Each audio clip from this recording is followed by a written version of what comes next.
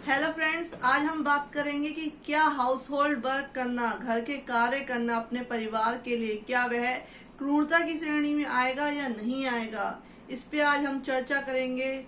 पीछे हमने बहुत सारे ऐसे मामले देखे जिसमें महिलाएं अच्छे पदों पर कार्य कर रही थी, उच्च पदों पे कार्य कर रही थी। जैसे कि कोई महिला जज, आईपीएस या उच्च स्तर की अधिकारी थी।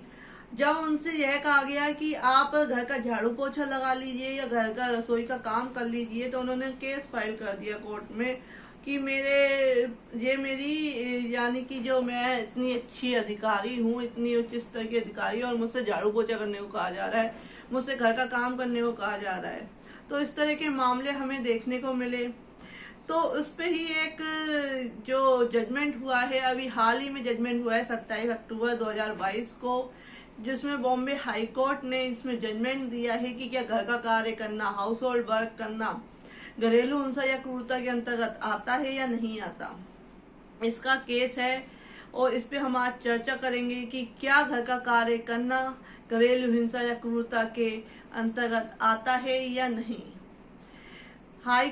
बॉम्बे हाई कोर्ट ने औरंगाबाद बेंच ने 27 अक्टूबर 2022 को एक जजमेंट दिया और कहा कि बहू द्वारा या विवाहित महिला द्वारा किया गया घर का कार्य क्रूरता या घरेलू हिंसा के अंतर्गत नहीं आता।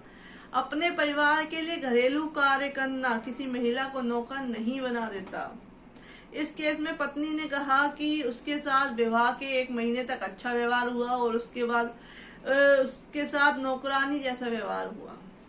उसके पति या उसके ससुराल वालों ने उससे 4 पहिया वाहन खरीदने के लिए 4 लाख रुपए की मांग की। जब उसने कहा कि मेरे पिता के पास पैसे नहीं हैं, तो उसके बाद उसे शारीरिक और मानसिक रूप से प्रताड़ित किया जाने लगा। कोर्ट ने इस पे विचार किया और कहा कि केवल कोई व्यक्ति द्वारा यह कह देना कि उसके साथ शारीरिक और मानसिक क्रूरता हुई है, मानसिक रूप से प्रताड़ित किया जा रहा है, यह काफी नहीं है।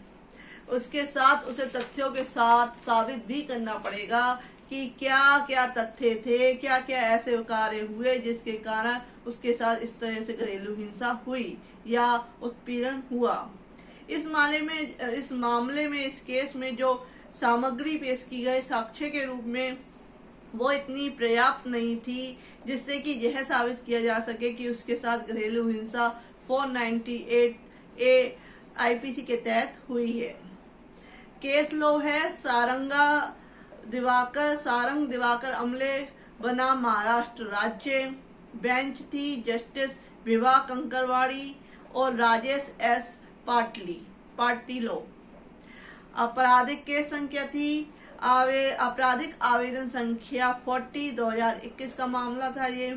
कोर्ट ने आगे कहा कि यदि किसी महिला को घर के कार्य करने से किसी तरह का कोई ऐतराज है, तो वह शादी से पहले ही बता दे, जिससे कि शादी के बारे में जो दूसरा पक्षकार है वह एक बार सोच सके। तो ये केस था। अगर आपको मेरा इसी तरह की वीडियो चाहिए तो please like, subscribe and share my video. Thank